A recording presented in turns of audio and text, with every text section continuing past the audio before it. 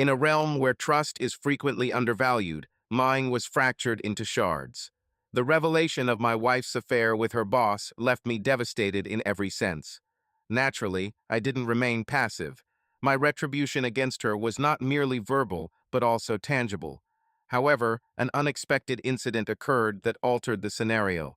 This is my narrative, candid and authentic. Feel free to watch it unfold. Son, it's your mother. Pete took the phone from his daughter with a smile, anticipating a conversation with his wife after a long time. He could hear John ask, "Hey, love, can my beloved teddy bear look after a dozen teenagers today? I think I can manage this. Eva and the girls have been preparing for weeks now. All I need to do is follow their instructions." "They're around 19 or 20 years old, not preschoolers to handle," she inquired. "Did you set up the pool as she specified?" he affirmed. "Indeed, yes. There are seats in the lounge, bar, and grill. The meal is cooked. I handled everything while you were away. Next year, you'll be a supervisor. Aren't you excited about this? Expect a dozen teenagers in swimsuits throughout the day. I bet when I return, you'll be eager for me. Remember, one of them is our daughter. Two more are like adopted daughters. Surrounding myself with a dozen teenagers in swimsuits isn't necessary to prepare for you. I'm always ready for you every day. I am sure you are. And I appreciate it," he queried. "We had an enriching trip," she answered. "It was a beneficial professional gathering." Joan, with around 6 years at a mid-sized financial firm in a Nashville suburb, held the position of senior investment advisor. "That's delightful, dear. Safe journey back from San Jose. Thank you. I'll see you this afternoon. Love, Joan." "I love you, Pete." Eva sighed at her father, though. She was happy that her parents still loved each other so deeply. She hoped to feel the same about her husband after 25 years of marriage. Pete momentarily lost himself in his thoughts, reminiscing about Teddy Bear.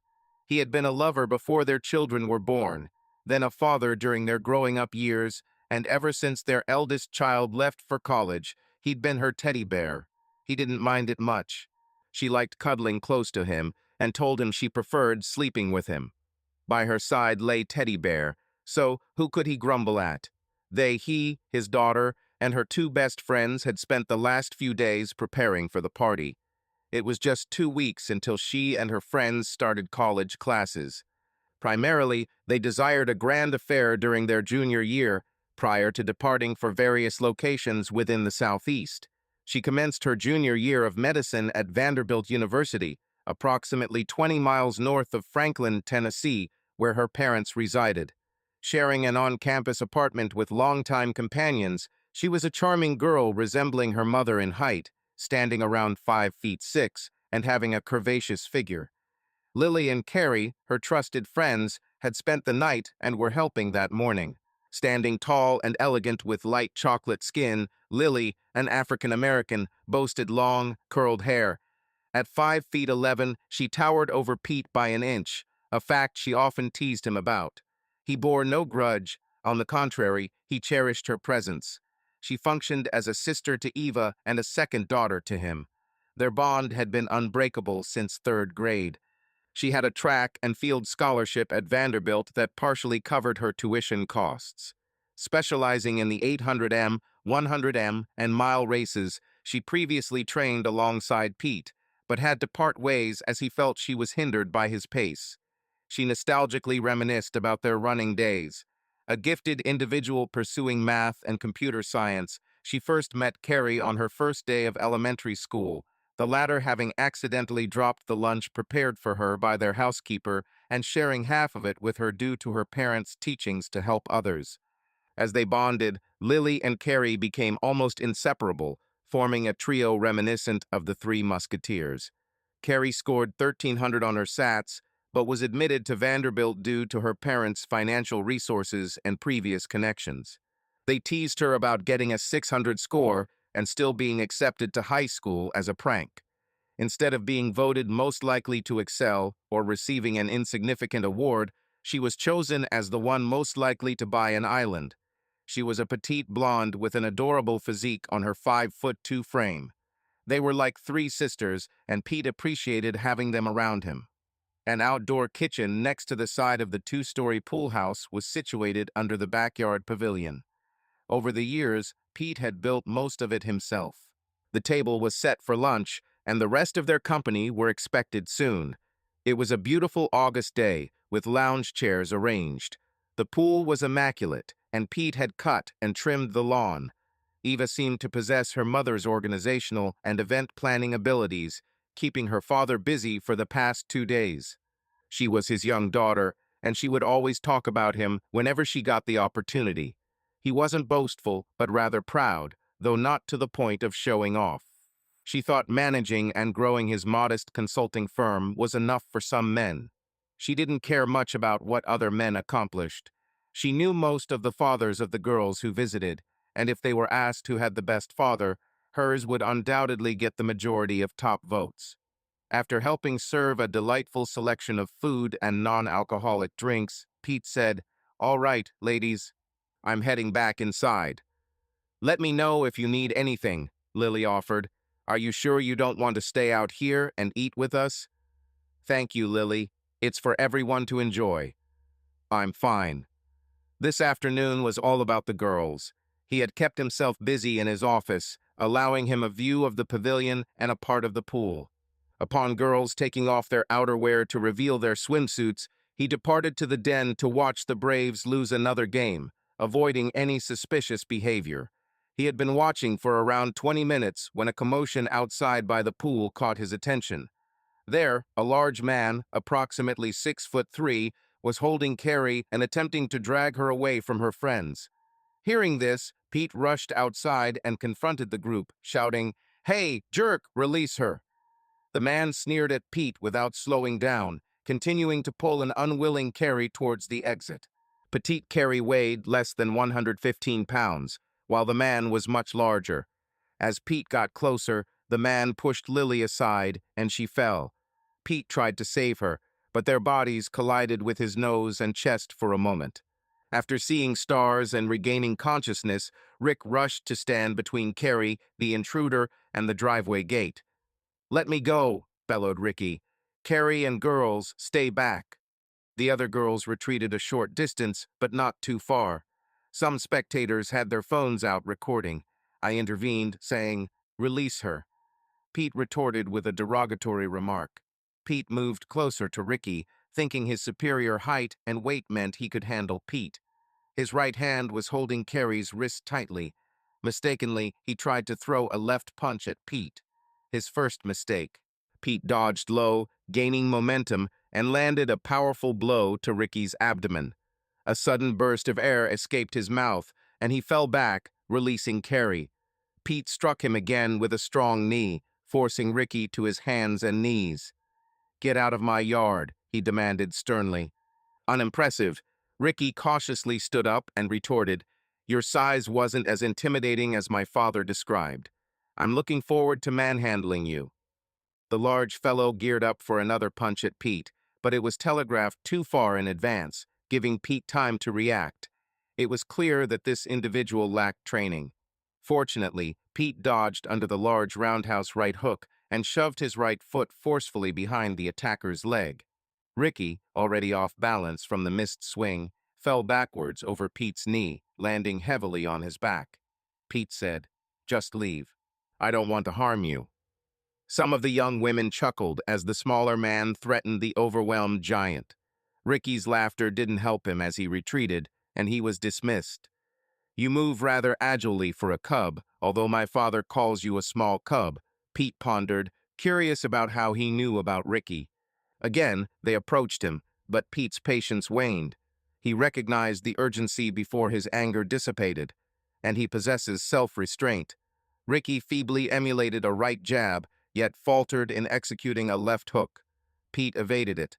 Pete awaited the ensuing sequence. Another right uppercut seemed to emerge from Birmingham and swiftly bypassed Pete's head as Ricky's arm swept above his head. He advanced, launching a lethal combination towards a spot on his right flank, home to his kidneys and liver. Pete felt it was the most forceful blow he had ever inflicted with his fists. Ricky tumbled like a stone. It took him just 45 seconds to crawl onto his hands and knees. No one laughed anymore as he mustered himself onto his knees, preparing to rise. Pete gripped one of the openings, bent his fingers behind his back, and exerted enough pressure on them that they verged on shattering once he was standing upright. Pete guided Ricky beyond the unlatched gate and pushed him onto the driveway. Once released, Ricky limped awkwardly, leaning on his side. Despite being drained from fighting, Ricky wasn't done speaking. "You may call your wife, dear, but my father refers to her as his sweet pussycat." Shocked, "The fact that she says she's traveling doesn't necessarily mean she is. Sometimes they remain in town so she can indulge in his large tool for a few days without disruption at home." Pete conceded your point. "If you wish to continue slandering my wife, we can return to the backyard and keep chattering away, wearing a hole in it. To be honest, I wouldn't trust your claims even if you produced evidence. Now that you've been humiliated, all you have are lies. We'll see about that. I won't believe it until I see it with my own eyes." Pete indicated his hand. "Even then, there's a good chance someone might fabricate it." Ricky merely smirked as he looked around. Ricky struck Carrie's Mercedes and forcefully covered up the action with his fist. Pete, engrossed earlier, eventually observed the commotion of women shouting and gesturing at the young man. He had been oblivious due to momentary absorption. Ricky sank into his BMW and departed. Upon turning around, Pete witnessed numerous ladies giving rude hand signals towards Ricky while documenting the incident on their mobile phones. Pete spoke up. "Ladies, it's time to move on. Please return inside. Do not disseminate that video immediately. Let's discuss it for a bit first." "All right," Eva responded. "Daddy, you're bleeding from your nose." In the following instant, Lily commanded everyone to clear a space for Pete on a chaise lounge chair under an umbrella. "Eva, go find him clean clothes." "Carrie, get him an ice pack," she instructed. They managed to make him sit down and began removing his shirt to apply pressure against the bleeding nose. 11 girls scrutinized the man, fit and lean in his late 40s. This wasn't what they had anticipated. Pete was surrounded by over a dozen nurses in bikinis ready to assist him, but with Lily in command, it seemed unlikely. One darted into the pavilion for a drink, another tried pushing him to lie down. The others were chattering about the incident while casting glances at Pete. Upon Carrie and Evil's return, he placed ice on his nose and asked, "Who in the world was that?" "A nobody. Who would rear such trash?" "Carrie, what did he want from you?" Eva intervened to address the first, calling him a nobody. "Ricky Farmington, as you fondly refer to him, is Andrew Farmington's son, your boss's kid." Crap. Their initial assumptions about an idiot blabbering nonsense were transformed into the possibility of an idiot knowing something. Crap, crap, crap. He preferred to keep his worries hidden, not even revealing them to others. Carrie clarified that he pursued me because it had only been a few weeks since we went out together, and when he asked for another date, I refused. I aimed to be friendly, but he wasn't particularly cordial in return. I regret his presence here. I'm unsure how he tracked me down, but I suspect someone from the crew shared details of today's party on social media. She urged her friends to stop their activities. Glancing at Pete, she inquired about Mr. Clark. "What made your nose bleed?" "Has he ever harmed you?" Pete replied. "I think that was due to an incident involving my other daughter, Lily. She accidentally collided with me on the side of her head, which caused my nose to bleed." He smiled at Lily. "I'm really sorry, Dad." Lily had been addressing him as Dad for quite some time. "When he shoved me, you were so near. As you tried to catch me, we got tangled up. I didn't mean to hit your nose." Pete held her hand tightly. "Don't worry, it wasn't your fault." Lily seemed relieved by his statement. Pete voiced worry about the videos. "I understand it's a lot to request from all of you, but I kindly ask you not to disseminate any videos regarding the incident beyond this group. No social media posts, emails, or text messages to friends. Nothing at all. Please." "Why? You haven't done anything wrong. If you wanted to, you could have seriously hurt him, but you didn't." Eva questioned. He replied initially, "I want to prevent false accusations against your mother from spreading. We know they aren't true. but they still don't sit well. Moreover, someone with such rage might retaliate against Carrie, me, or any of us if this video became viral.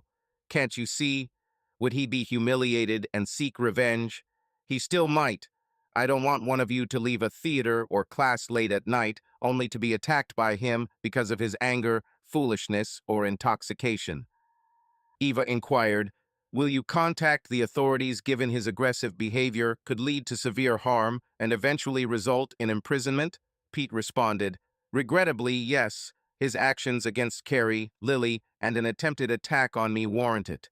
He harmed a few girls who tried to intervene, damaged Carrie's SUV, and trespassed. I suspect there are more offenses. Someone will be here shortly to take our statements. I apologize for any inconvenience."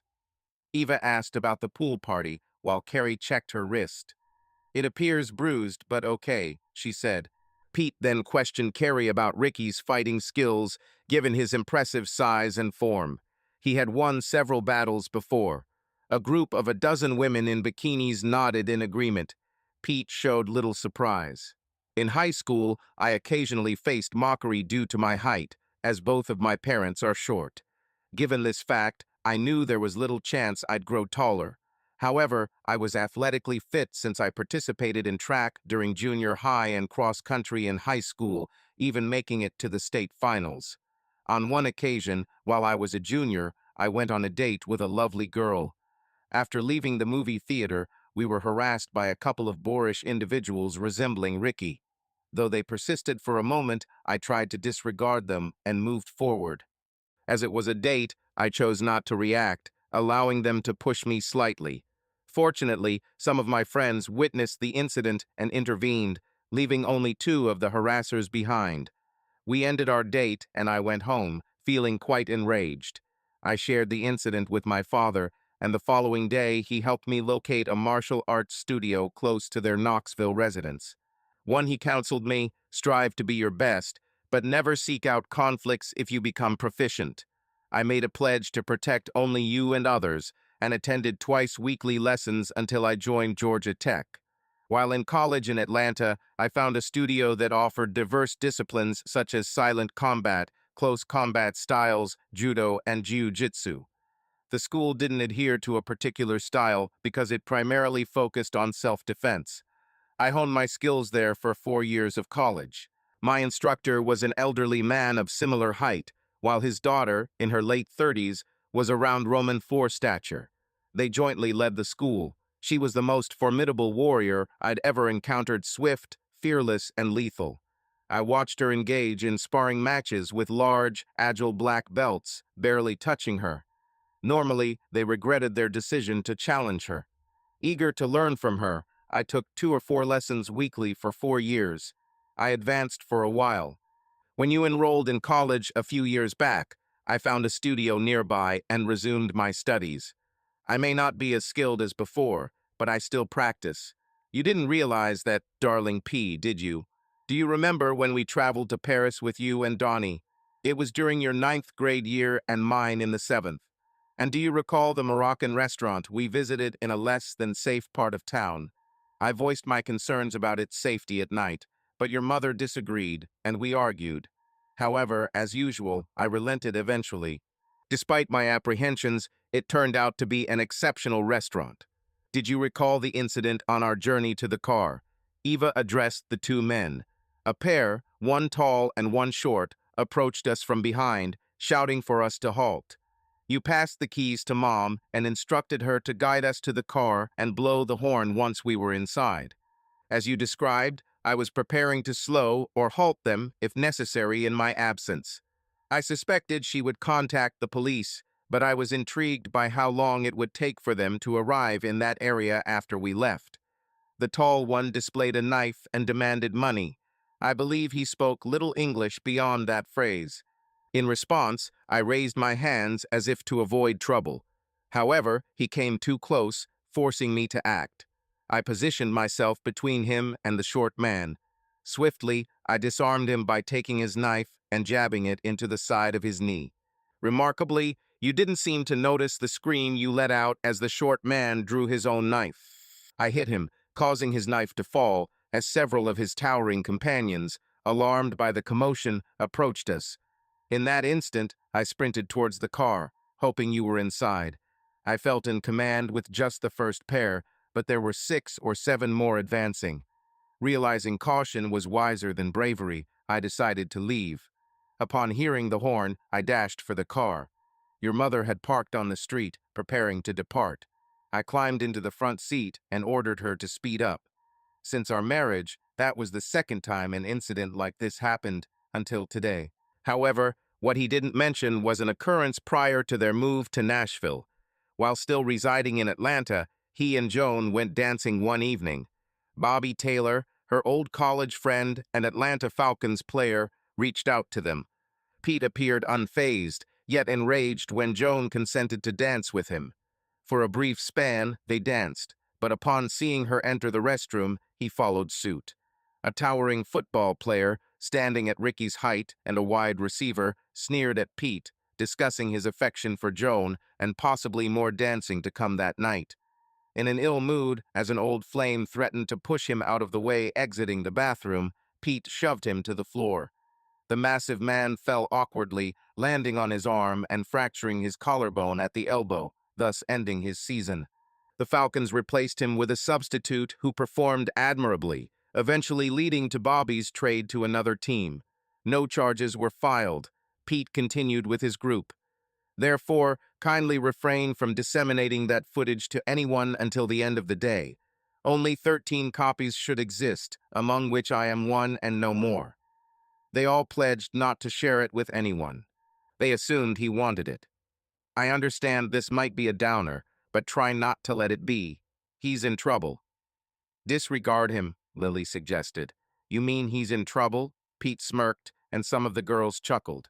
He rose and ventured inside to contact the authorities. Upon their arrival, he was welcomed by numerous beautiful women in their swimwear. They swiftly covered up, and he requested they detail what had occurred. He verified Carrie's wrist, which still bore a red mark but wasn't severely injured. Pete's nose had stopped bleeding, thus he had recovered. Carrie's mother arrived because her father was yet to return from his trip. The entire conversation transpired within 30 to 40 minutes. The festivities resumed once the police car departed. Carrie embraced her mother and watched as she drove away. Eva also approached Pete and inquired, "Dad, may we remain here until we go to Carrie's?" After dinner, we had intended to go dancing, but given this afternoon, we prefer to dance here tonight instead. This is your place, Eva. I don't mind at all. I love having you around. She hugged her father and reconnected with her friends. Pete caught the final inning of the Braves match, but they were clearly losing as we watched. He received a text from Joan saying their flight was delayed, meaning they would arrive home late. He sighed, a small worry gnawing at him, hating how some of Ricky's remarks felt so familiar. He yearned for his wife to come home so they could discuss these thoughts. Pete danced with a few more friends, or in reality, they danced nearby. They tried teaching him the electric slide again, but he never quite got it right, which entertained everyone, even Pete himself. Around 10 p.m., they needed to head to Carrie's house, which had many bedrooms. Young girls showered Pete with affectionate greetings like hugs, kisses, and thanks after seeking his help. Cleaning up didn't take long. He heard the garage door open as he was disposing of trash. Home was Joan. He exited to help her with her bag, receiving a warm embrace and a quick peck on the lips from her. She mentioned, "I've missed you, dear. How did the party go?" It was captivating. "I'll fill you in later." They were about to head to Carrie's for the night. He assumed they planned to dance there. "But they decided to dance here instead," she added. "Didn't you notice?" "Yes, I saw you had the lights off and watched from inside while they danced." This comment slightly displeased him, but he replied, "No, actually Lily took me outside with her, and I danced with most of them before they left. If not for my fatigue from the cross-country trip and the hold-ups, you'd be in high spirits now. Pete decided to assist you instead. He offered, 'I'll bring your luggage inside and fix you a drink.' It seems I have quite an interesting tale to share with you." She was drawn inside when Pete returned to the living room. She sipped her wine, watching him take a seat facing her instead of next to her. A smirk crossed her face, sensing something serious was happening. Pete began narrating the events, mentioning the call to the police, but leaving out Ricky's specific words. The revelation that someone had entered their property and harmed Carrie took her aback. Pete then disclosed the attacker's identity. His name is Ricky Farmington, also known as Ricky. Andrew goes by Ricky too. Seeing Joan's bewildered expression, he added, "I can't believe it. He wouldn't do that." Pete asserted that Andrew had omitted some lessons. He mulled over topics such as etiquette, decorum, combat tactics, and when to shut his enormous jaw. Joan hesitated for a moment. "Hold on. You're saying Rick is large? You mean you tossed him out of the backyard like garbage?" She chuckled lightly. She continued to chuckle, then laughed more. "What?" she asked. "You're joking, right? My husband weighs 65 pounds if you squash his tank. He seems to be around double your size." "So, what's the jest?" Pete didn't find it funny. Seeing his disheartened expression, she said, "Cheer up, Pete. I'm not trying to upset you, but be practical." Pete stood and replied, "Good night, Joan." "Don't sulk, dear.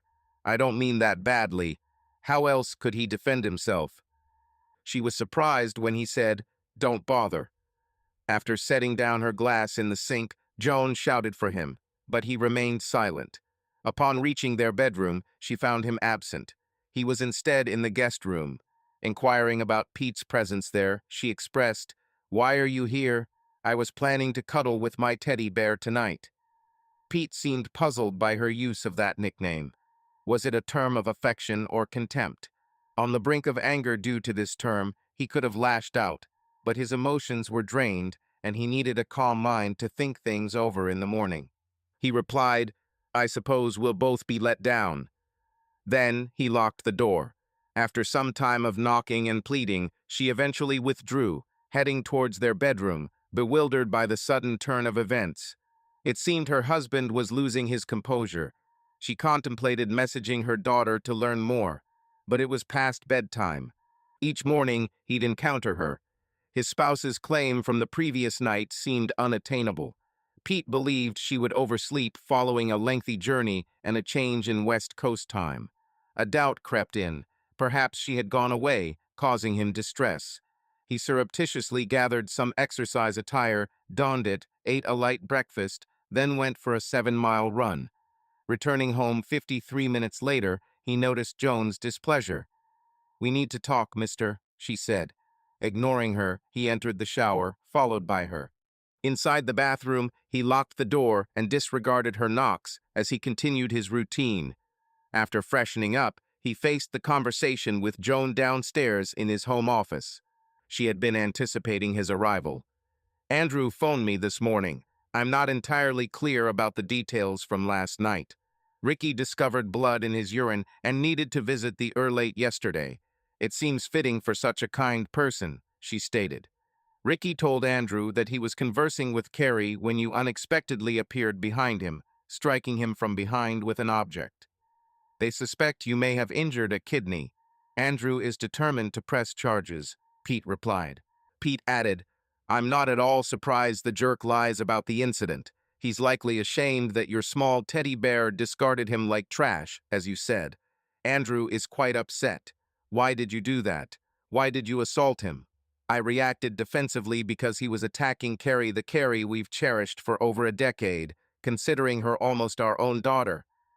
We had taken Carrie, Eva, and Lily to Spain for 2 weeks to celebrate Ava and their high school graduations. You imply that you doubt your husband's account over theirs regarding Carrie being forcibly removed from our yard, yet suggest I resorted to a sneak attack." Joan retorted, "I'm sorry, Pete. Absolutely not. Can we discuss this directly?" Pete considered hurling an object at her. How could that impertinent boy know what he knew? Pete was enraged because he had to let it pass temporarily, as all he possessed were Ricky's testimonies and insufficient proof to accuse her of anything without her effortlessly dodging the accusation. And if true, she would be more vigilant in the future. The entire situation reeked. But if the allegations were true, it would be over. "So you don't think I could confront him directly, man to man?" No disrespect, dear. I love you deeply. But he's immense, strong, and athletic. However, you are no rival for him. Recall Paris, running as fast as possible, avoiding a smaller person hot on my heels who wanted to reach the car before me, and you're referring to the earlier encounter with the larger individual. That was following the altercation with the big guy. I had no intention of being captured. The reason for the speed was because Pete had stopped. It was futile. Her thoughts about him were clear. Engaging in a fight is a test of courage and skill, but fights are not always productive. It was already apparent that it was a lost cause, possibly in more ways than one, she noted. Are you aware of how difficult this will make my life? This seemed to surprise Pete.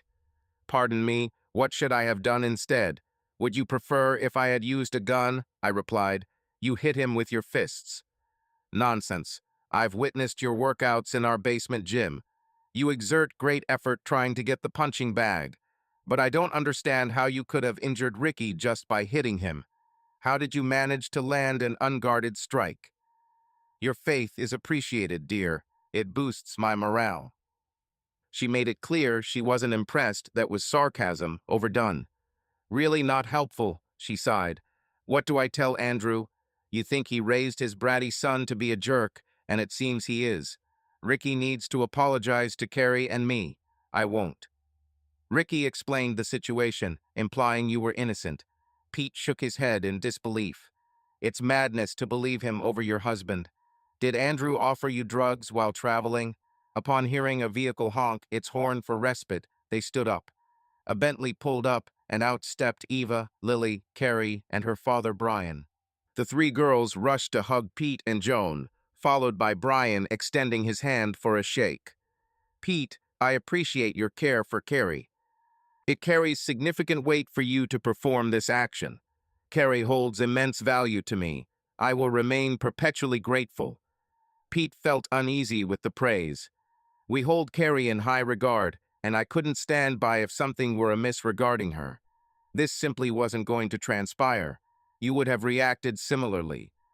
Brian nodded, and Joan queried, Ladies, could you clarify what ensued? Ricky shared a different account of the events with his father than he did with me. Eva asked, Are you doubting Dad based on two contrasting narratives? Not quite. That's not my intention. I merely prefer to hear it from someone else. I'm uncertain about the details. Pete shook his head and left the room. He wouldn't linger long.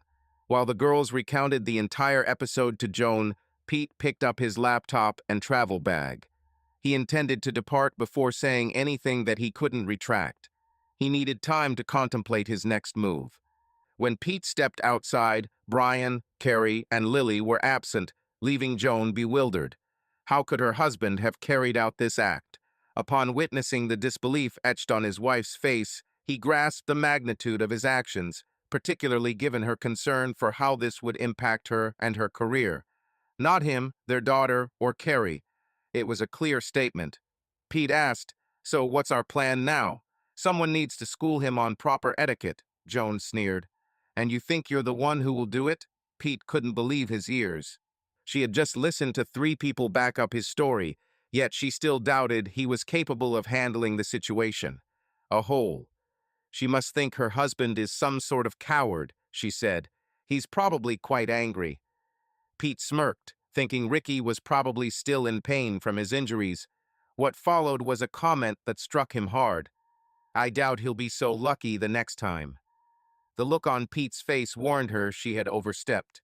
She intended her actions to safeguard her partner from potential harm, and questioned how he could confront such a big, powerful young man directly. Her expression transformed from shock to anger as she pondered. When did you stop valuing me as a man, Joan? You didn't used to treat me this way. You had faith in me. I see now that it's vanished. You're being irrational. My feelings for you remain unchanged. I take pride in you and everything we've accomplished together. So, consider me doubtful. Do you know I have C-level executives from numerous Fortune 500 companies saved on my contacts list? They reach out to me at work when they need help. That's how I earn a living. My company may not be as prosperous as Andrew's, but in our industry, my team and I are well regarded. It seems that outside of home, I command more respect than I do here. These last few days have been eye-opening regarding your opinion of me. What does this signify? Don't fret. I have reached a conclusion. 6 p.m. tomorrow. Either him or his father should be present for an apology towards myself and Carrie, or Brian, and I will contact the authorities and press charges. He also owes us for the damage done to Carrie's SUV. Can't you see reason? I still require collaboration with Andrew. Maybe you can convince him to instill good manners and respect in his son. Evidently, he hasn't learned this from his father. However, considering your close relationship with him, I assume you are aware of the situation. Pete, this predicament risks my employment. Observe how this is affecting us, but it seems you don't grasp the severity. At 6 p.m. tomorrow, Brian and I will dial the police department. For a while, I need some space. Ignoring her, he ventured into the garage, stowed his bag in the car, and departed with Joan standing there, hands on hips and a frustrated frown. This wasn't Pete's usual behavior when heading to Brian's. Moreover, he felt compelled to go on business trips. His concern lay in the possibility that, from her reaction and their conversations, Joan had grown close to Andrew. He found himself trusting the impulsive teenager. "You infuriate me, Joan." Later, Pete made arrangements with Brian and agreed upon a 6 p.m. meeting. They decided they would either call the police or wait until tomorrow. Pete sought refuge in a nearby hotel and worked at the desk while the Braves game played on TV. At 5 p.m., his phone rang. He had blocked Joan's number on the home phone for peace of mind. He pondered over the caller's identity. "Hello, dear," she replied. "On my way home to our apartment. Are you around?" "At Vanderbilt." Eva lived with Carrie and Lily in a shared college apartment. All Vanderbilt undergraduates are required to live on campus. The seemingly random assignment of campus housing made their cohabitation in one of the highly sought-after flats an unusual situation. Rumor had it that getting into such a coveted flat involved a complex selection process. He believed Brian must have inquired about the price he'd need to pay to the university for securing a spot. And indeed, it happened. Brian and his wife were well off old money, in fact. He excelled in entertainment law in Nashville and came from a lineage of Williamsons who had generously donated to the Williamson Medical Center in Franklin, Tennessee's county seat. Pete is, "I'm at home, and there's enough space for 13. In a few minutes, he promised, but 10 minutes passed before there was a knock at the door. Upon opening it, he found Eva hugging him fiercely. "Daddy, I don't understand. Why wouldn't a man believe us? It seems to me that he doesn't think I can protect my family." He explained about Paris. Pete shrugged, seemingly unconvinced. "I guess she didn't believe you," he said. Eva shook her head, a tear sliding down her cheek. He apologized and tried to reassure her, but Big Andrew had made her doubt him. He remained silent about John's disrespect, instead denying everything as mere trash talk. Pete despised deceiving his daughter, yet he didn't want her thinking ill of her mother. Despite initial appearances, things might still work out. For now, it seemed uncertain, but it was merely speculation. "Don't fret, darling. Everything will be fine." She responded with, "You'll see." Filled with apprehension, she wished to trust him, yet fear persisted. "Don't be anxious," she told herself. "We'll manage." She pondered if Minner and he were a family unit. After a few minutes, she departed. School resumption was imminent in just a few weeks, and her summer internship at the Medical Center University still had a few days left. The following day, he checked his home security app on his phone to track when the garage doors moved, signaling Joan's departure for work. Operating one's small consulting firm meant flexibility to work from home when not traveling. However, this freedom also meant no escape to the office during marital disagreements. By lunchtime, he perused his messages. He received 20 texts from his wife, some of considerable length. The majority of calls were concerning his unacceptable actions. "The last call notified you of your departure. He's due at 6. I left a message for you after he checked his voicemail." He disregarded all of them, which he later deleted. However, listen to the final one. "Pete, It was mentioned by Andrew that Ricky would arrive a couple of minutes before 6 tonight to apologize. I'm still upset with you for putting me in this predicament. We can talk about that once everyone has left. Pete sighed. It was still his fault. He had plans to drive to Louisville, Kentucky on Thursday and Friday morning to conduct an operations planning session for one of his clients all day. He decided to leave tonight after the apologies and arrive a few days early. He would pay for one night at the hotel himself and meet with the client in person on Wednesday at 5:45 p.m. Brian and Carrie arrived. She hugged Pete warmly and Brian shook his hand, saying, "This should be interesting. Are you and Joan fine? It appeared as though your actions had placed you in a challenging position, but there's no need for concern. We will handle it." She expressed surprise at how convincingly you carried out the act, rather than the fact that you did it at all. Given your always prepared demeanor, perhaps she shouldn't have been taken aback. "Thank you, Brian. I hope Joan also remembers this. If it's all right with you, we'll wait outside as I don't wish for that man to enter my home." I wouldn't either. A few minutes before 6 p.m., a red two-door BMW pulled into the driveway. Ricky didn't seem pleased upon exiting. Joan was yet to arrive. He approached the trio and said, "Carrie, I apologize for Saturday. Despite our future plans, not including socializing together, I hope I didn't damage our friendship, and I'm sorry." Ricky, I sensed he was just trying to find an excuse to approach her romantically. "Carrie, I'm unsure if we can be friends again, but I'll make an effort to be civil. That's the best I have for now."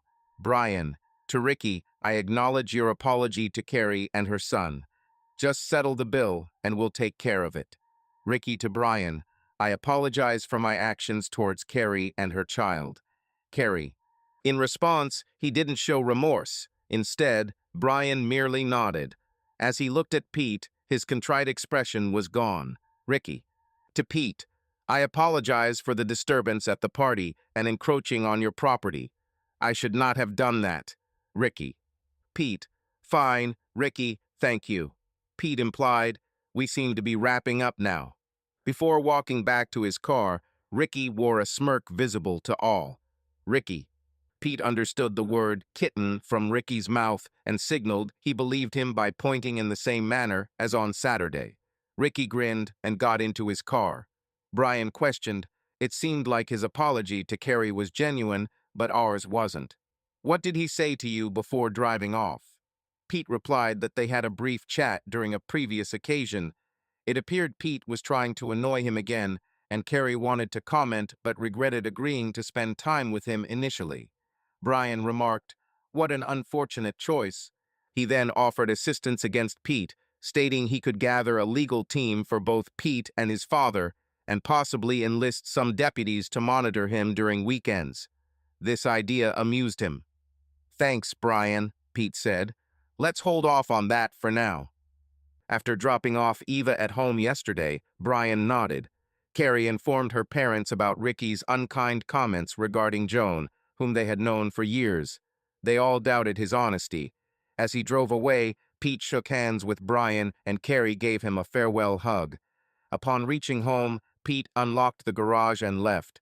Joan arrived soon, but Pete didn't bother to wave. He steered his car north towards Louisville, intending to use the journey to plan how to collect evidence in some way. Primarily, he needed space. The anger towards his wife for her disrespect was still raw, and with Ricky's accusations on top of it, Pete knew he couldn't hold back a regrettable remark. He planned to spend this time away to calm down and prepare himself. In 10 minutes, his phone rang. He considered not replying, feeling he had little to lose except his irritation. Perhaps he could persuade her to let him be for a while during his absence. "Hi, Joan, it's Pete. I hope you're just running to the store and coming back." "No. My client required me to reach Louisville a few days ahead of schedule. I'll stay till after our lunch on Friday. I should return home in time for dinner afterwards." Then he decided to delve deeper. "That presumes you won't be traveling with Andrew this weekend." This remark caught her off guard. "What? No, I only travel every 6 to 8 weeks. "Why do you say that?" "It's irrelevant. Had you been there on Saturday, you would have seen the entire incident. I'm still angry. You took Ricky's side, and I'm certain Andrew isn't happy either, but that's understandable. Did Ricky come to apologize? Pete inquired. He seemed genuinely apologetic towards Carrie, yet I suspected it was due to future desires for intimacy. His apology to Brian and me felt insincere, the most unconvincing one I've encountered. You two should be glad he won't be going to jail. He's just a youngster, Pete. He is a 20-year-old who needs to learn self-control and respect others. Joan sighed audibly. Can we discuss all this when you return home on Friday? She asked. Of course, Pete replied, adding, I'll miss you. Pete assumed she would have an unpleasant week. However, Joan was taken aback by his abrupt ending to their conversation. This upset her usually considerate husband, and she felt he was oblivious to the impact this situation had on her career. She believed it would only be a temporary setback in their long-term relationship. On Friday, she prepared a nice meal for him and intended to provide him with a restful sleep in the bedroom. The situation would pass. A drive lasting approximately 3 hours led him to Louisville, providing ample time for contemplation on his course of action. He held faith that bratty Ricky knew more than he let on in their casual chatter. The revelations from his father about the details suggested a lackluster approach to secrecy, but if Andrew was indeed sleeping with married women, this behavior did not come as a shock regarding his questionable parenting skills. Suspicions were mostly centered around Joan and Andrew's infidelity during their vacation. It was possible they had been engaging in sexual activities within the city, as Ricky implied. As Andrew was divorced, there would be no need for a motel. Regrettably, it seemed that Ricky aimed to gather proof to taunt Pete with it. Faking evidence could be attempted, but Pete would remain vigilant against such deception. Pete intended to travel extensively in the coming weeks. If they were unfaithful while he was away, their carelessness might manifest at home. Andrew seemed to have a degree of arrogance that made it plausible he'd consider such action, while Joan appeared to be so devoted to Andrew it could potentially let him get away with it. Perhaps hiring someone to tail him might be an option. He sighed, struggling to comprehend the situation. However, Joan's disdain towards him was unexpected. I pondered over how long he had been oblivious due to his affection for his wife. After confirming his hotel booking, he headed straight to Amazon and established a new account, ordering various covert Wi-Fi cameras intended for installation around the house. The delivery was scheduled for Thursday at his hotel. He hoped they wouldn't capture anything inadvertently. Yet, he wasn't optimistic about the outcome. It was a challenging week for everyone. Eva reached out to her father a couple of times, and he reassured her he was okay.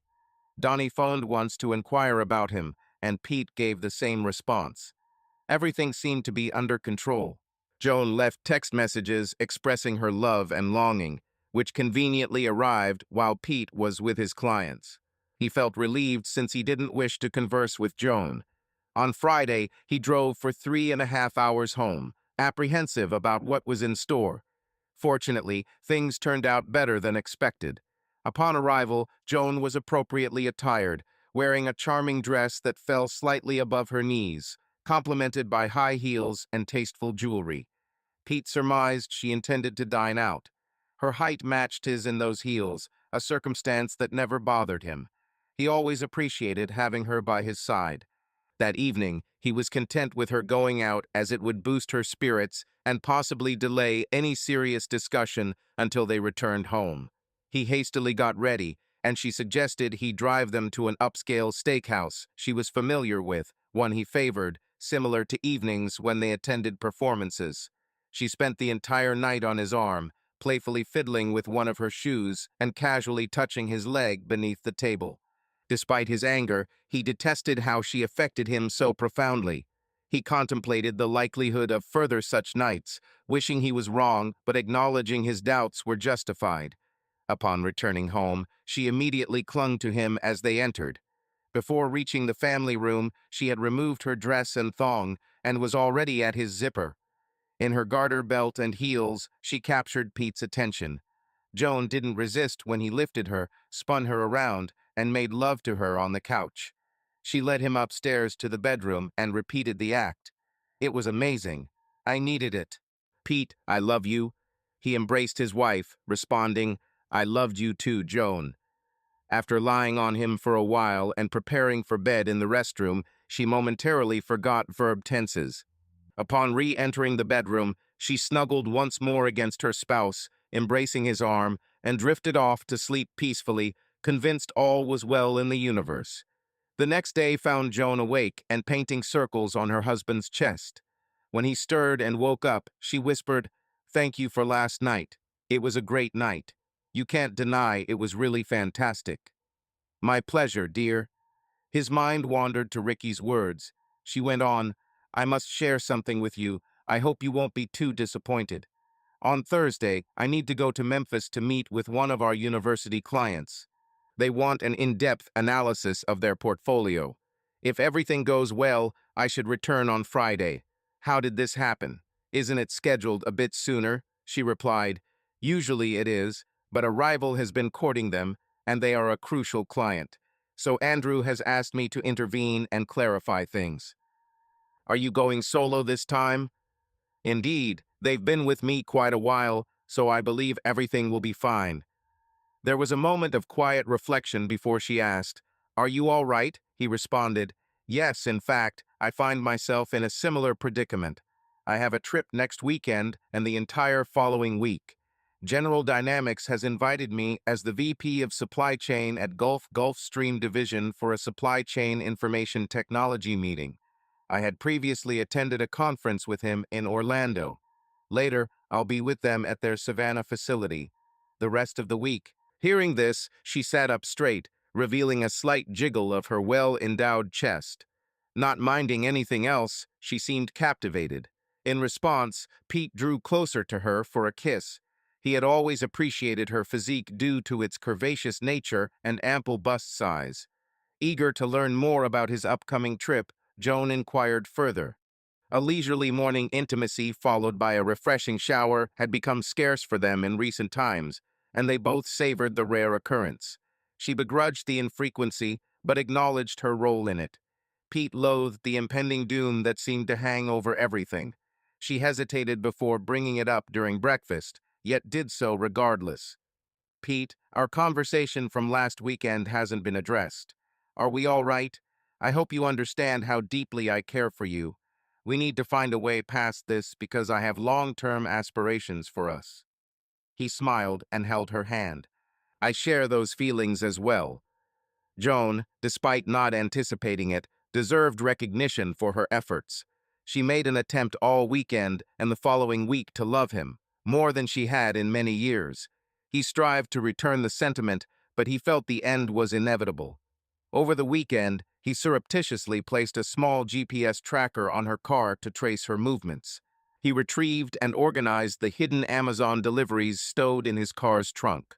He swapped out smoke detectors, books on shelves, and wall sockets with devices boasting concealed Wi-Fi cameras and microphones. Expanding his security system, he installed several exterior cameras, transforming his home into a sound and video-proof sanctuary. Yet instead of feeling prepared, he felt wretched. On Thursday morning, Joan kissed him goodbye, and he inquired about her mode of transportation to Memphis, car or rental. I'll use mine. Don't worry, the employer will reimburse my mileage, and I'll be safer driving my own vehicle. Be careful. I will, dear. Love you. I love you too. It didn't take long for his apprehensions to materialize. A few hours later, when she should have been at their Brentwood office or on I-40 en route to Memphis, her car's GPS indicated Andrew's house. Thus, their marriage was irrevocably terminated. In order to relieve tension, Pete visited his martial arts training center for a sparring session and workout, with the intention of being ready should an opportunity arise for him to retaliate against Andrew. His focus on self-defense had seemingly taken a different turn. Thanks once again, Joan, for letting him know you'd reached Memphis safely. Strangely, your GPS location still showed you at Andrew's residence. He was planning a pretense of traveling to Orlando and contemplated informing his wife about it the following day. By early Friday morning, an email arrived in his work inbox with the subject line, Kitty Bear. The message read, I came across your email address on your website. I've been instructed by my father that soon I'll be joining him in his relationship with her. There was a link to a cloud storage containing countless videos from various cameras inside Andrew's home. Just installed and streaming live events, it showed. He watched the initial broadcast and spotted Joan and Andrew entering the house. Andrew began undressing Joan in the family room, mirroring Pete from the previous Friday night, with Andrew having Joan bend over his couch, essentially screwing her. Enough for Pete. He navigated to the airport, parked in long-term parking, contacted his wife, but was redirected to voicemail. As anticipated, he left a message saying, "At the airport now and leaving immediately. I will text you while away." The airport noise suggested an imminent departure, though none occurred. He didn't travel. Instead, he headed to the airport Marriott to loiter and scrutinize some of the incriminating evidence against his wife. Foolish child. Pete had no desire nor need to witness their intimacy. One time over the couch was adequate.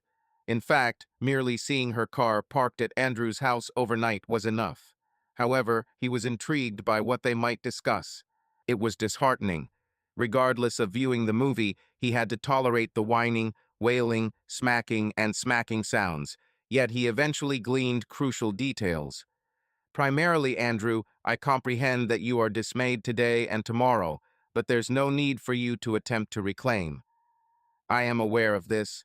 Why would I need to recover something that is already mine? I'm still upset that Ricky had to apologize. You need to learn to manage your small spouse more effectively. I've been holding back from him as you requested." She falsified. He emitted a loud thunderclap. Query, I am not is. You do as I command if you wish to reap all the benefits that come with me. She was wearying of this domineering and possessive behavior. She was quite certain that Andrew was nearing his expiration date. If she wished to preserve her marriage, she did. "I am cognizant of my fondness for your company, but I adore Pete. He's a good father and a good husband. I'm not relinquishing him either." She plans to embark on a journey with another man, yet wonders why she's being unfaithful if she loves him so deeply. He smiled at her in response. "I understand your longing for a larger man, and I empathize," she said. "It's not about your physical size, though. I'm not complaining. He's an exceptional lover, but I have my doubts. Sometimes I appreciate being with someone I can still look up to while wearing heels. I enjoy wearing his oversized shirts that fall below my waistline. I cherish the feeling of resting my hand on your muscles and sensing more than just leanness. When we stroll down the street together, I never fear someone approaching you and instigating a confrontation, given our working relationship spans many years." Her words reminded him of something he had occasionally missed.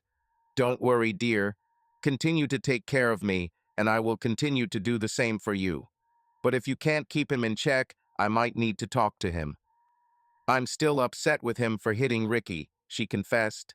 "You mustn't harm a single hair on his head. You'd regret it. My husband isn't someone to be harmed. Have I made myself clear?"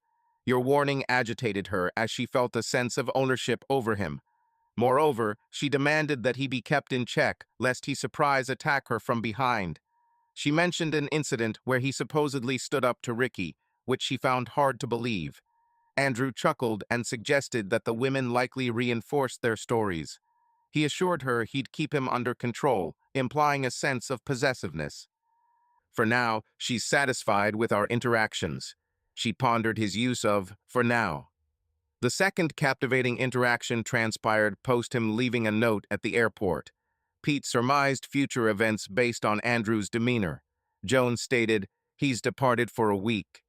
Andrew appeared less than pleasant when he said, "Excellent.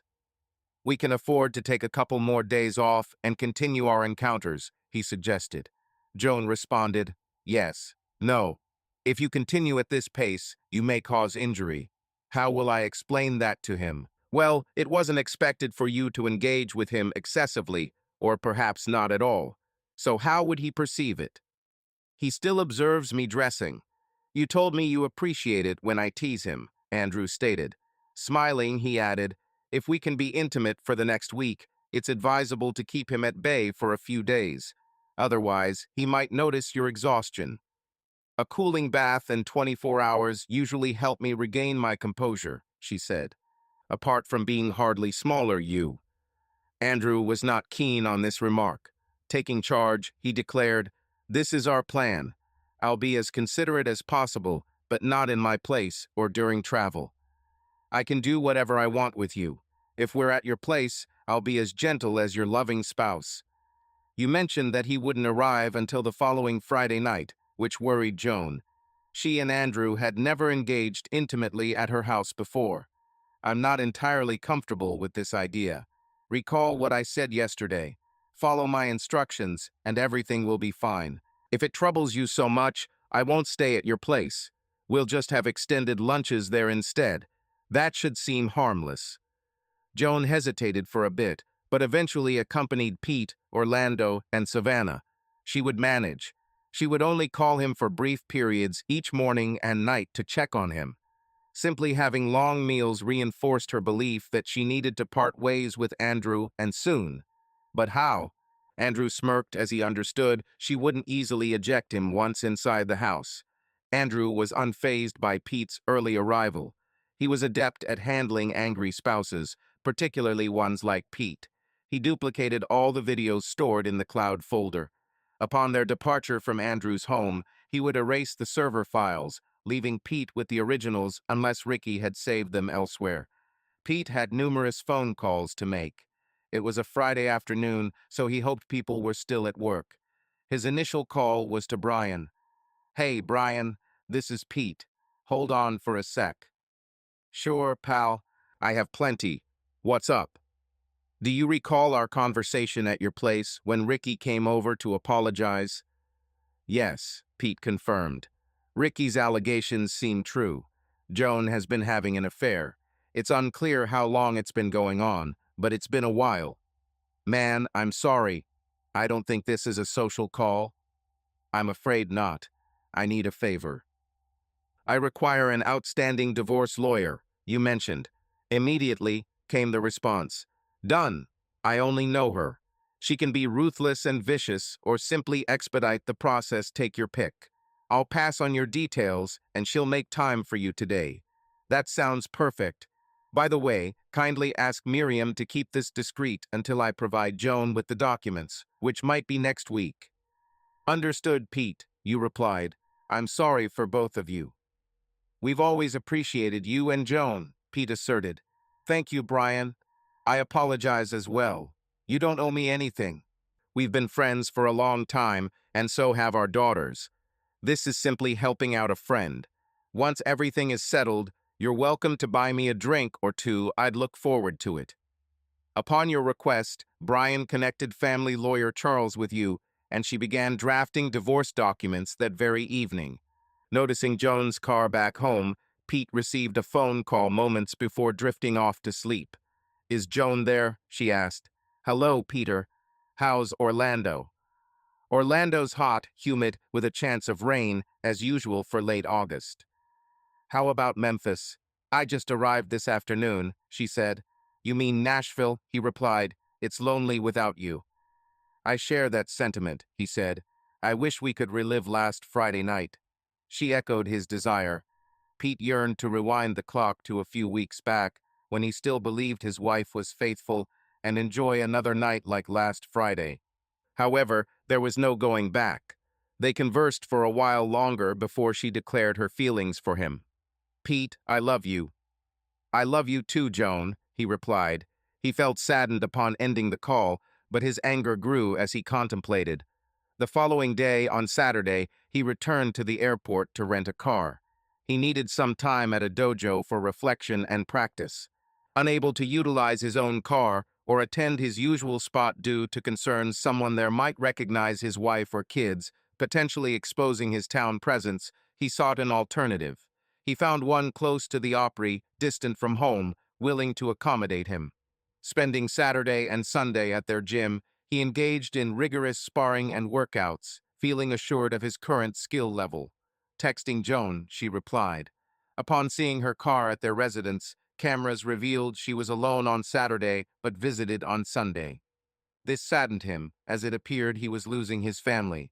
Despite this unexpected development, particularly the prospect of losing the children, he hadn't anticipated such an outcome due to the impending divorce, meaning their familial bond would disintegrate. After a brief moment, his sorrow transformed into determined action.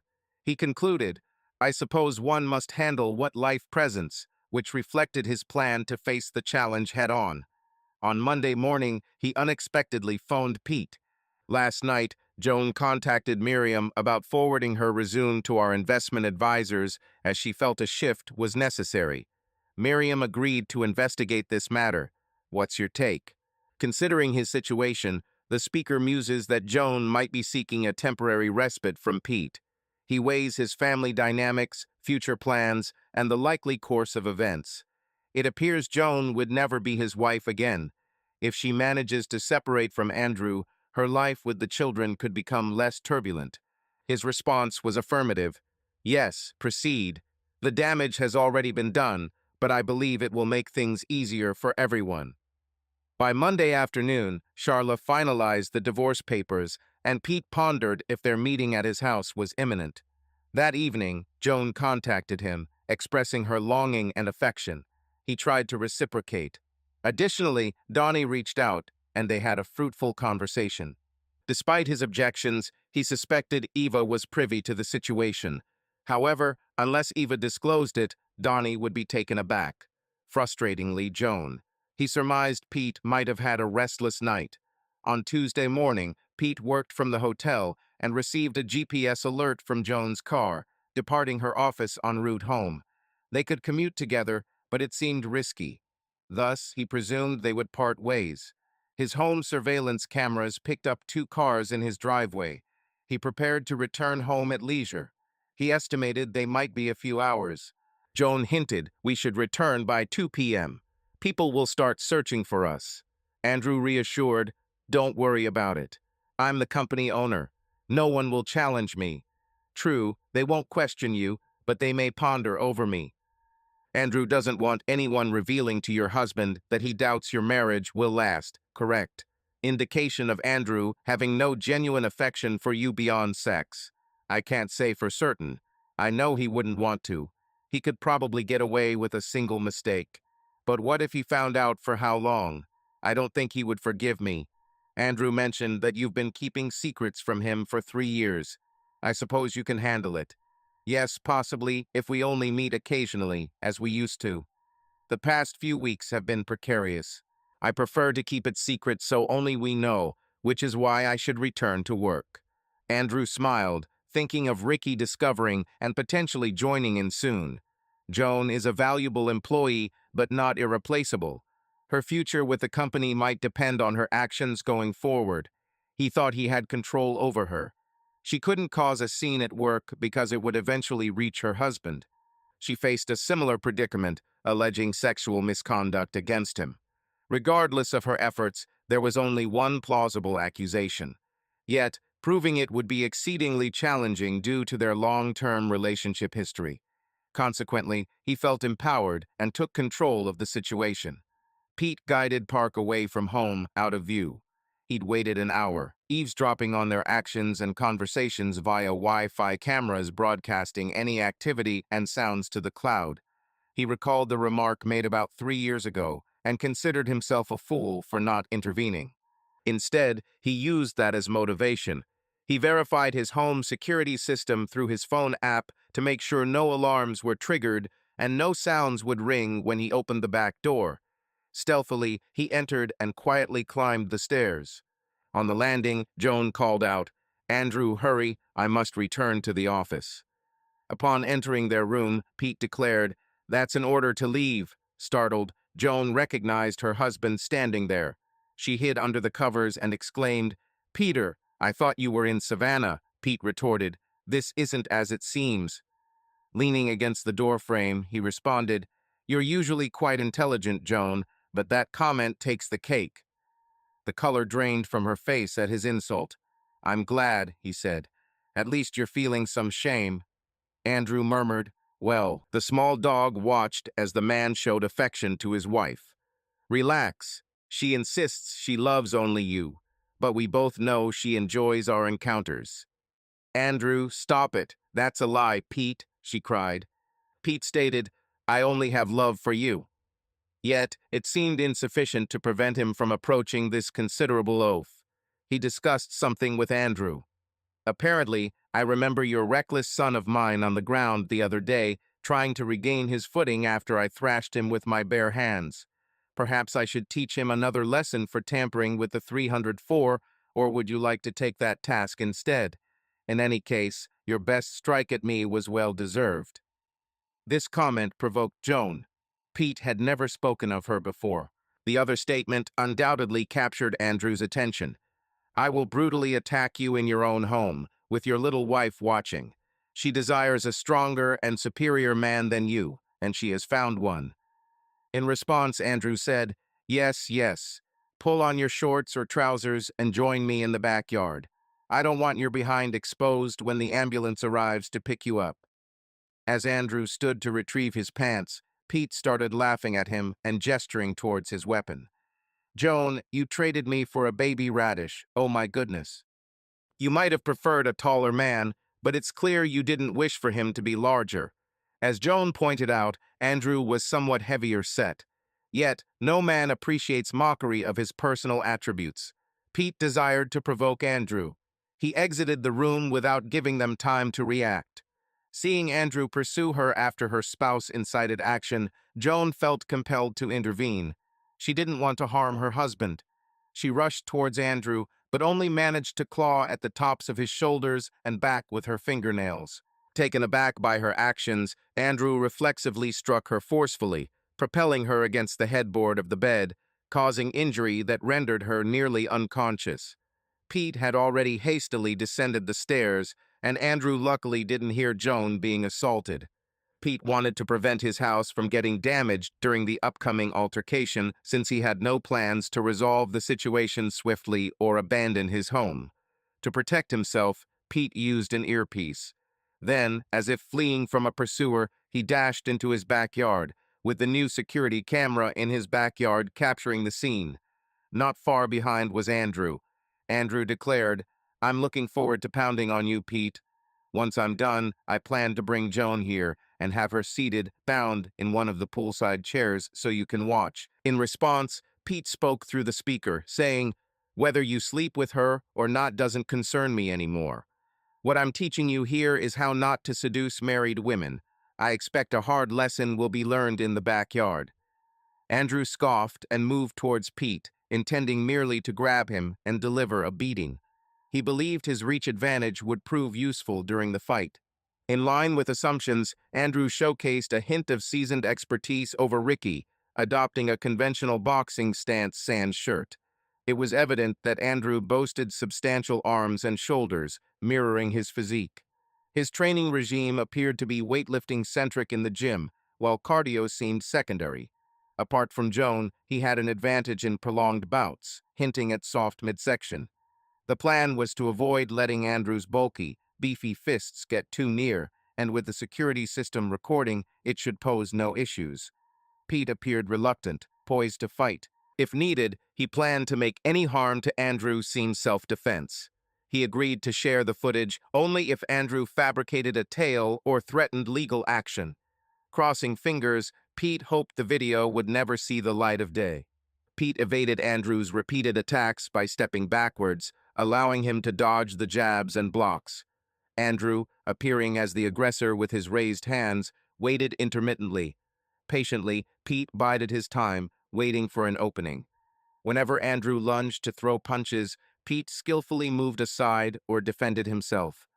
Despite the size difference, Pete managed to elude the larger adversary with relative ease.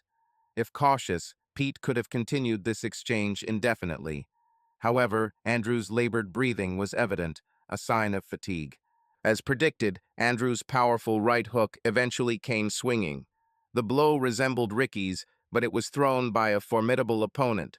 Landing squarely on Andrew's kidney, it did not bring him to the ground. This didn't concern Pete, as Andrew showed no signs of quick recovery. Pete leapt high and landed, administering a painful elbow strike to Andrew's lower back with an audible thud. Pete wondered if the 12th rib was fractured. Following the impact, Andrew collapsed, this time on his hands and knees. He didn't attempt to rise as he couldn't, for his side burned severely. How could that feeble strike have inflicted such pain? Pete remained stationary, waiting for Andrew to rise again since they were being recorded. He needed Andrew to appear aggressive, but it was becoming more challenging. Andrew eventually stood and raised his fists as if he intended to fight once more.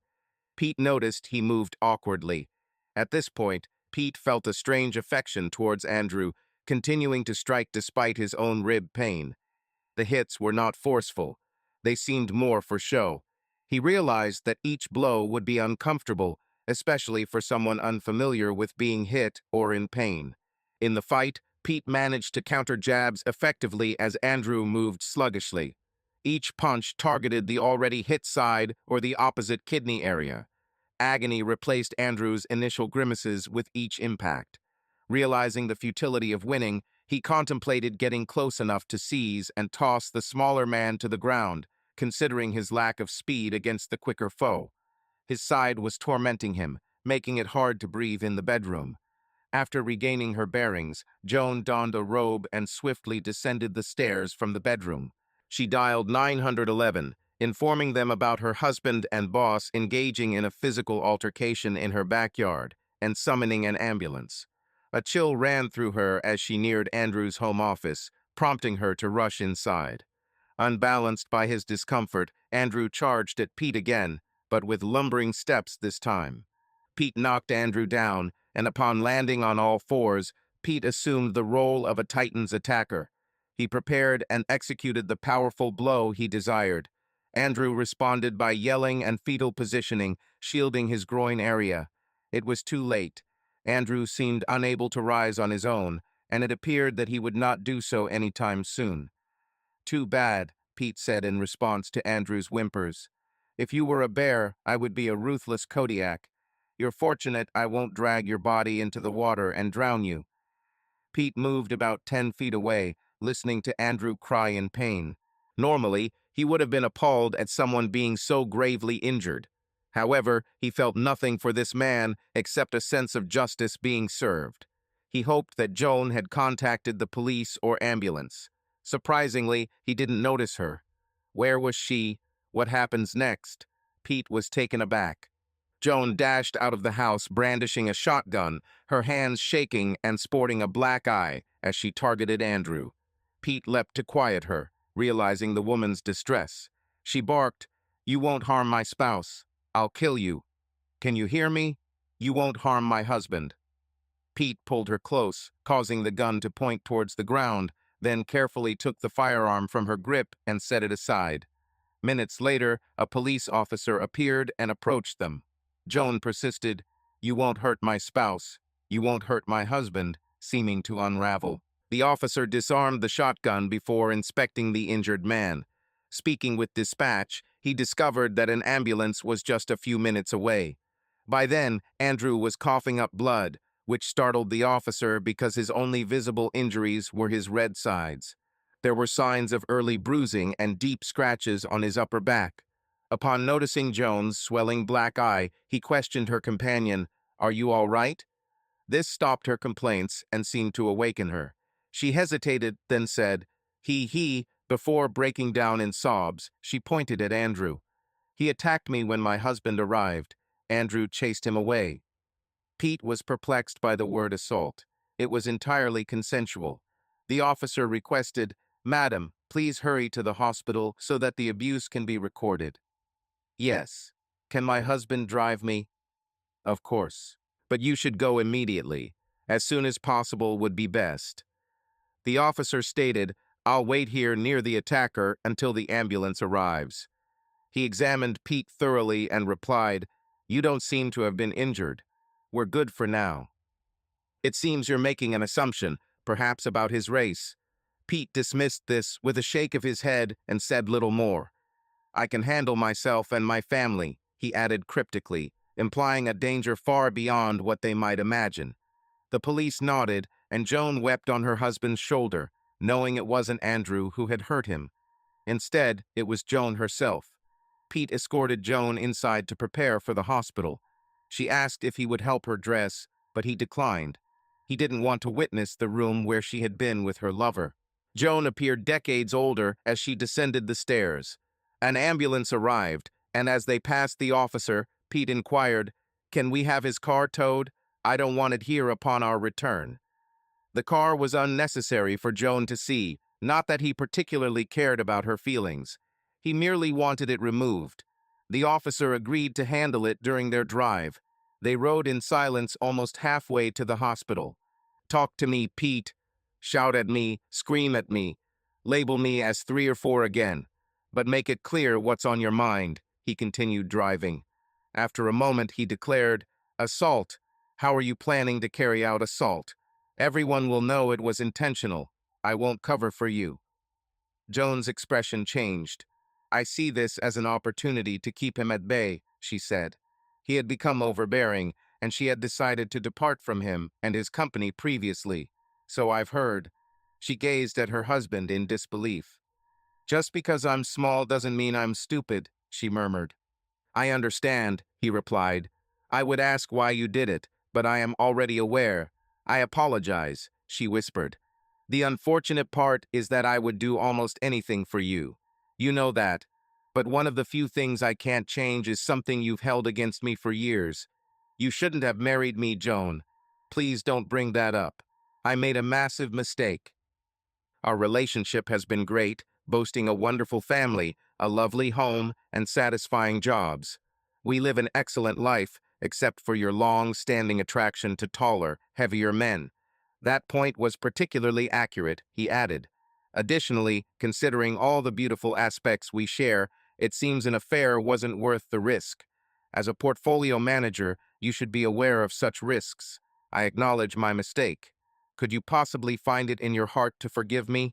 Pete shook his head. "Perhaps in the future, but not anytime soon," she replied. "So, is there a possibility we can stay together?" "No, that won't occur. But why?" he asked skeptically. "Why do you think so?" she countered. "Because of the affair. We could seek counseling to overcome this. However, Joan, this was not just an affair." On Friday, his young son shared a link to a cloud account where the sexual encounters between you and Andrew on Thursday and Friday were recorded. Upon hearing this, she gasped in shock. "It's unclear if Andrew or Ricky arranged it, but either way, I overheard you. You no longer need to worry about donning high heels around me since it never bothered me previously. I merely knew your struggle. It has always been a concern for you, though. Now, you won't have to fret that people may perceive your husband as an easy target for ridicule. Do you still think the story about Paris was fabricated?" Joan silently shook her head, making it clear she did not.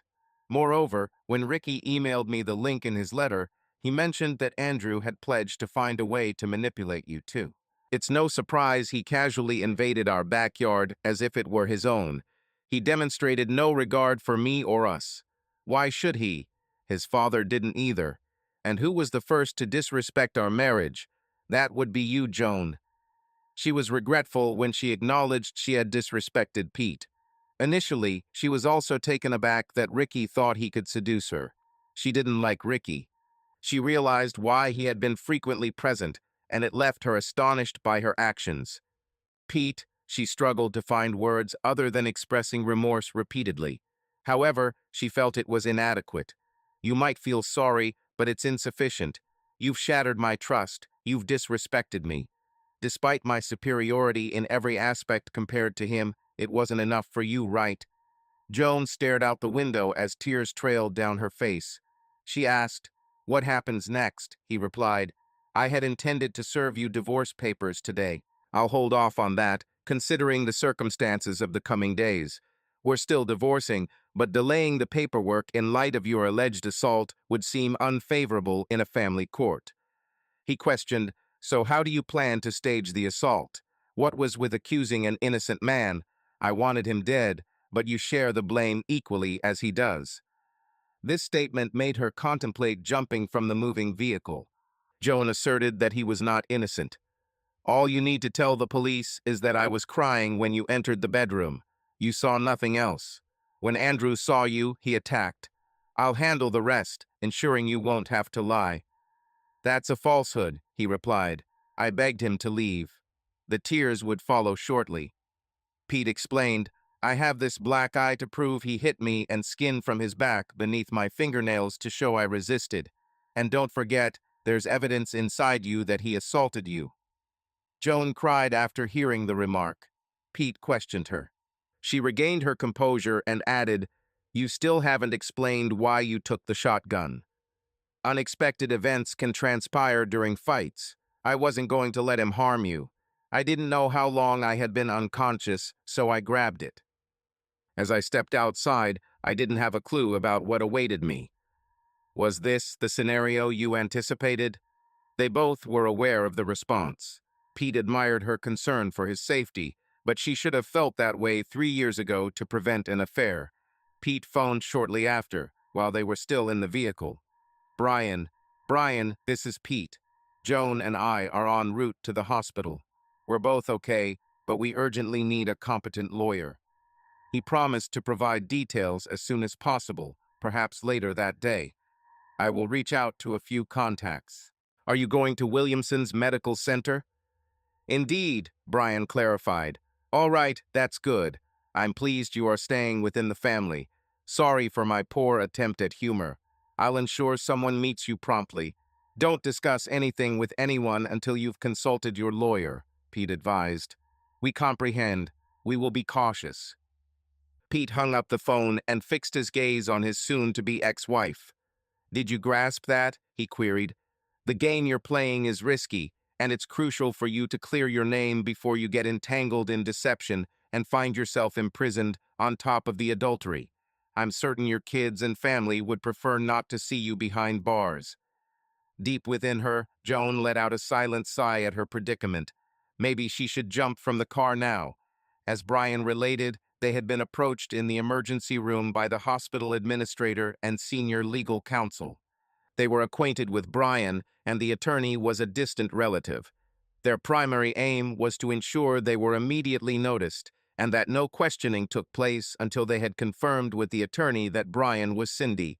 When the lawyer arrived, she quickly discovered Joan's intentions. Over time, they detailed the events leading up to that day, including the length of the affair and some specific details. Ricky arrived and got mixed up in it all. Videos from Andrew's apartment and the Clark surveillance system were implicated. Joan was mortified, having to clarify everything in her husband's presence. Pete had run out of anger. He was merely indifferent. The identity of the person he cohabited with was now clear. In the end, the lawyer advised Joan to seek an out-of-court settlement that would compensate her sufficiently for a move to another law firm. She considers the district attorney's office may pursue a criminal trial due to the duration of the affair, making today seem like sour grapes, although flawed, but this was the most probable outcome. Moreover, Andrew's version of events would fortify his case, making it challenging for a jury of 12 to convict him. Thus, why would the DA waste court time, leading undeniably to a deadlocked jury? However, Andrew would likely prefer keeping his name and firm out of civil court, and more crucially, the media. He doesn't mind if the divorce settlement is worth $10,000 or $10 million. He intends to claim the house in the divorce documents, while all other assets will be divided equally except his consulting business, and there will be no alimony. In a few minutes with Joan, he said, "You should try to get as much as possible, because I'll be willing to fight for the house." He added that she could keep the bed starting from that day, implying that she would bear the responsibility of the disreputable individual alone. This suggested to her that she was on her own in pursuing this matter. She believed he would leave her, feeling it was her fault. Yet, dealing with it on her own seemed nearly impossible. She claimed you were willing to fight her for the house. "Given my recent knowledge from the past few weeks, the videos I've observed in the last few days, today's discovery in her bedroom, and what I just did to your partner, you might be curious about my limits. Perhaps it would be wise to ponder my capabilities if I were to act decisively. Consider the potential impact of those videos and the people I could share them with. Since our home server still houses your laptop, I have the contact details of many of your clients, including yours, and I could easily provide them a video of their investment advisor disregarding oaths or exercising poor judgment. How many of them would continue working with me? Ponder on that, but also consider yourself. Ask your partner about my current state of mind and what I am prepared to do. Rest assured, he received leniency. If the only thing I gain from the destroyed marriage is our house, you will have been spared harshly. Every time he mentioned lover, it was like a red-hot poker on her skin, causing pain. Yet, she couldn't dispute his claim, as there were no extenuating circumstances. She had no intention of arguing with Pete over the mess she created. Instead, she acknowledged his words and decided to extract as much as possible from the man who ruined her marriage. After Andrew's surgeries, Joan received a compensation from him. It took several weeks to negotiate and an additional period to receive, but it was sufficient for her to survive, even if it took several years to find a new job and regain her previous income. Not too long afterward, she found a new position. Brian and Miriam hired investment advisors. The salary wasn't as high as her previous role, but it was with a large multinational corporation, so there were at least prospects for advancement. She purchased a condo near her new work and set up a 3-bedroom house so the kids could visit occasionally. Hopefully, she gave away her old bedroom furniture. She had no desire for it either. She endeavored to leave her errors in the past, yet the evenings proved particularly challenging. She oscillated between an overwhelming sense of emptiness and profound sorrow. On numerous occasions, she contacted Pete, wept, and ended the call without a word. She required professional help, ideally from a psychiatrist, and emotional support or comfort from her children and a few brothers who resided nearby. Her progress with her new company was facilitated by luring some of her previous clients away from Andrew, which was effortless as they held fond regard for her and were prepared to depart from Andrew's firm following advice to request information through Freedom of Information Act petitions, probing a police report involving Andrew at the residence of a married woman. The officer seems to have penned a comprehensive account of the incident, detailing the avenged husband, the victim allegedly assaulted, and her brandishing a shotgun to safeguard her spouse's well-being. The extraordinary tale unfolded first in newspapers and later on local evening news broadcasts. Following his hospital release, Andrew's sole reaction to questioning was, "It's a personal issue." No further comment. Andrew endured several treatments that rescued his damaged kidney, healed his fractured rib, and partially restored function to his testicle. There was speculation that he might regain his ability to achieve an erection, but another surgery would be necessary, which would be devastating for Pete. The previous weeks had been the longest of his life. He tried to stay on the road as much as possible.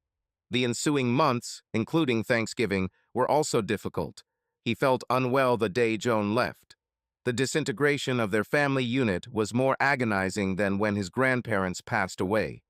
Eva was at least partially ready for what Ricky revealed. He had planted the seed of doubt, which eventually bloomed into truth. She detested what her mother did. She hated it. How could anyone harm her father in such a way? Despite her father being the blameless one, she knew this would cause him distress for a while. Her mother would recover. Eva believed she could justify her actions somehow. Perhaps this would help her comprehend. She'd take care of her mother and try to forgive her. She understood it would be a prolonged period before their relationship mended. Eva had warned Donnie, so he wasn't completely caught off guard. He was furious with his mother. Being in his final semester at Georgia Tech made it simpler for him to sidestep the entire situation and disregard his mother's calls. Regardless of inheriting the house and the divorce, the whole ordeal was terrible and did not enhance his educational experience. With the children moved out, Pete pondered whether he should just sell the place. The three sisters tried to lift his spirits. Subscribe to our channels to prevent your second crop from being unfaithful. Hear this subsequent tale, for it falls short when set against the following one.